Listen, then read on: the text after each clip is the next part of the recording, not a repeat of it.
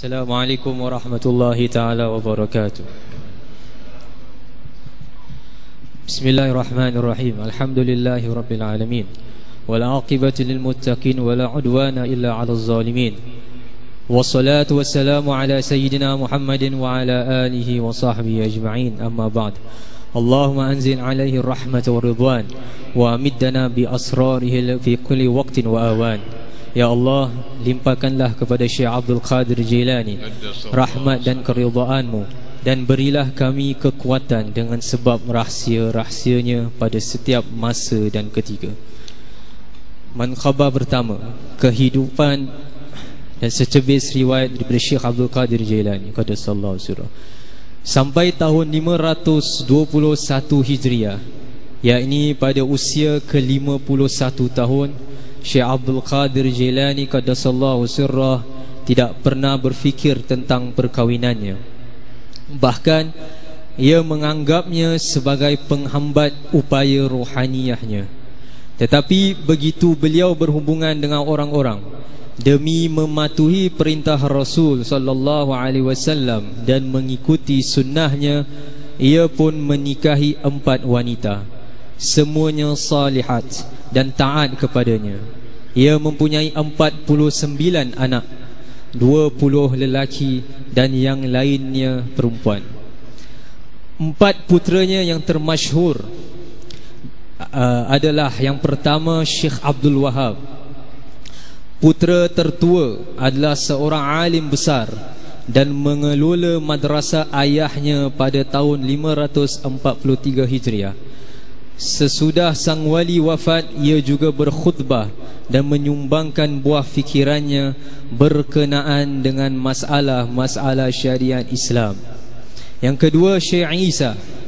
Ia adalah seorang guru hadis dan seorang hakim besar. Dikenal juga sebagai seorang penyair. Ia adalah seorang khatib yang baik dan juga sufi. Ia mukim di Mesir hingga akhir hayatnya. Yang ketiga, Syekh Abdul Razak. Ia adalah seorang alim sekaligus penghafal hadis. Sebagaimana ayahnya, ia terkenal dengan ketakwaannya. Ia mewarisi beberapa kecenderungan spiritual ayahnya dan sedemikian masyhur di Baghdad sebagaimana ayahnya. Yang keempat, Syekh Musa. Ia adalah seorang alim terkenal. Ia hijrah ke Damaskus hingga wafat.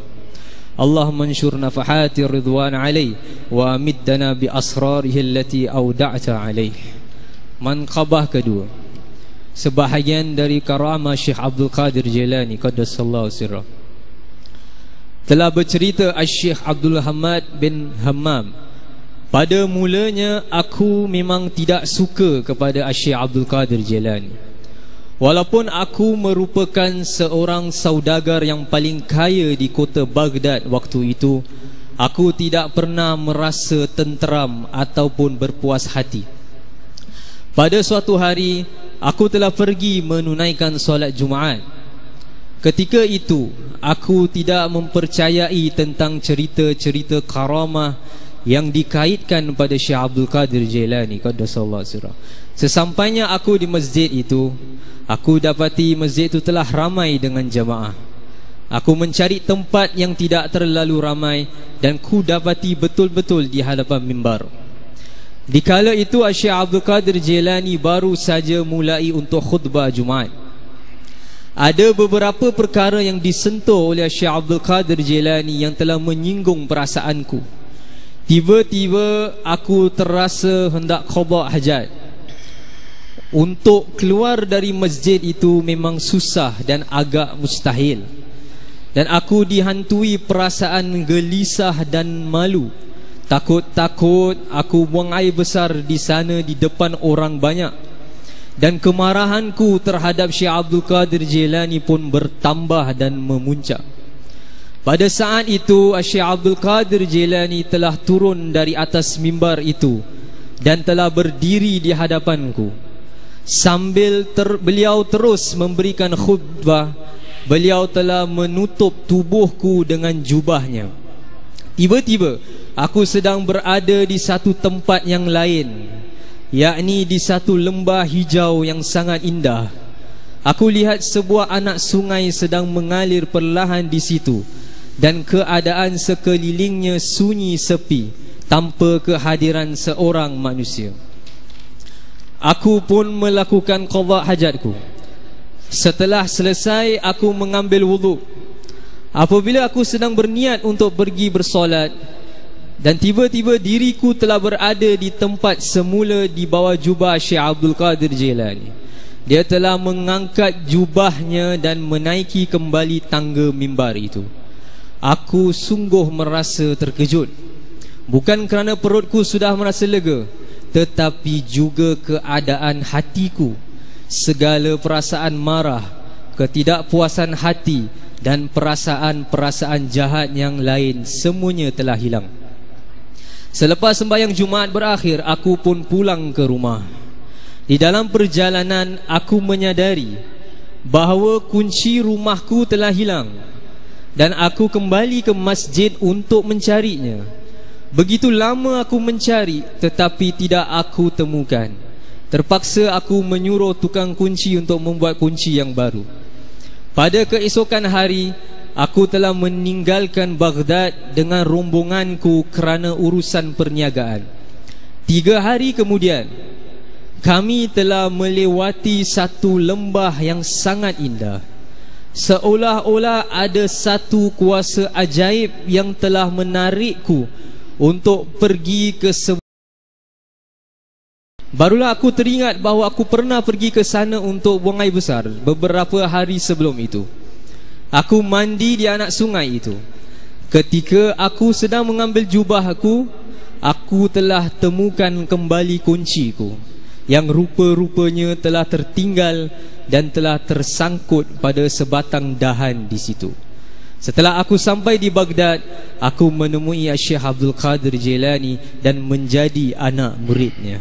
Allahumma anshur nafahatir ridwana alaih wa amiddana bi asrarihi allati awda'ata alaih. Manqabah yang ketiga, sebahagian dari nasihat dan wasiatnya. Telah berkata Syekh Abdul Qadir Jailani qaddasallahu sirrah, sahabat-sahabatku yang dikasihi, hati kamu adalah seumpama cermin yang berkilat. Kamu mesti membersihkannya daripada debu dan kekotoran yang menutupinya. Cermin hati kamu itu telah ditakdirkan untuk memancarkan cahaya rahsia-rahsia ilahi. Bila cahaya dari Allah adalah cahaya bagi semua langit dan bumi, mula menyinari ruang hati kamu, lampu hati kamu akan menyala. Lampu hati itu berada di dalam kaca. Kaca itu sifatnya seumpama bintang berkilau-kilauan terang benderang. Kemudian kepada hati itu anak panah penemuan-penemuan suci akan hinggap.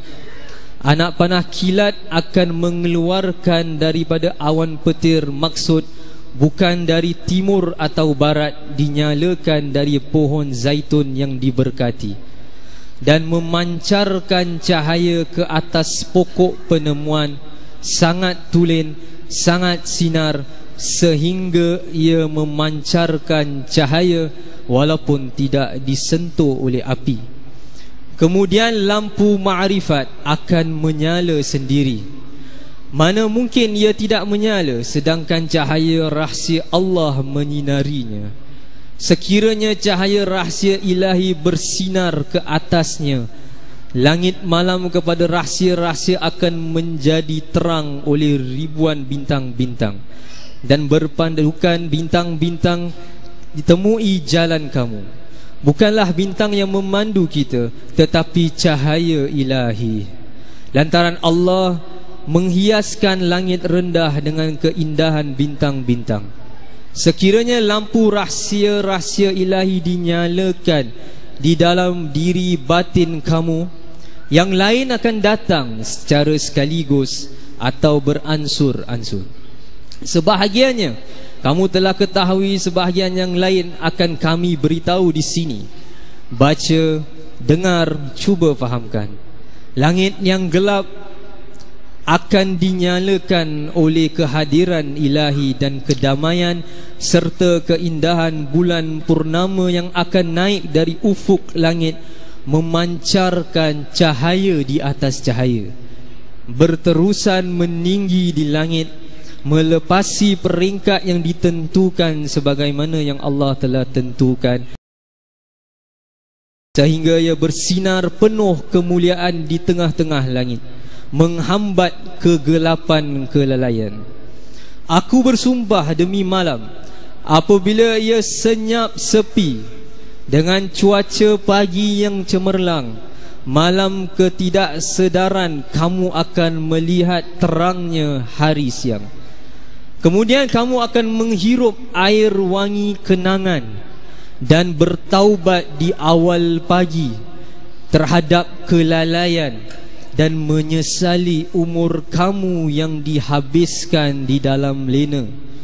Kamu akan mendengar nyanyian burung bulbul di pagi hari, dan kamu akan mendengarnya berkata, mereka tidur sedikit sahaja di malam hari, dan pada awal pagi mereka memohon keampunan Allah.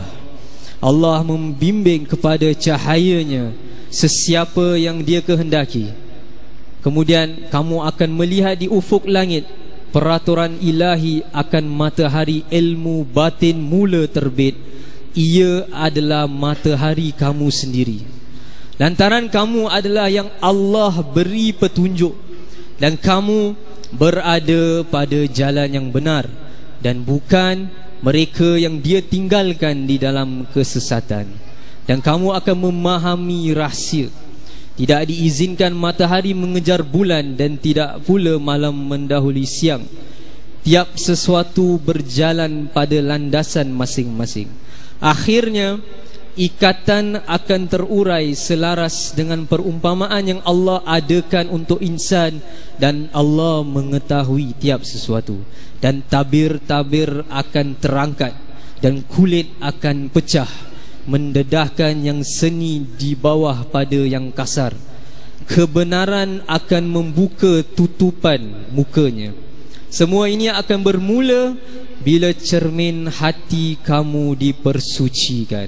Cahaya rahsia-rahsia ilahi akan memancar padanya jika kamu berhajat dan bermohon kepadanya daripadanya dengannya. Allahumma anzi alaihi rahmatan wa ridwan wa amitna bi asrarihi fi kulli waqtin wa awan. Ya Allah, limpahkanlah kepada Syekh Abdul Qadir Jilani rahmat dan keridhaan-Mu, dan berilah kami kekuatan dengan sebab rahsia-rahsianya pada setiap masa dan ketika. Sekian, Assalamualaikum warahmatullahi wabarakatuh.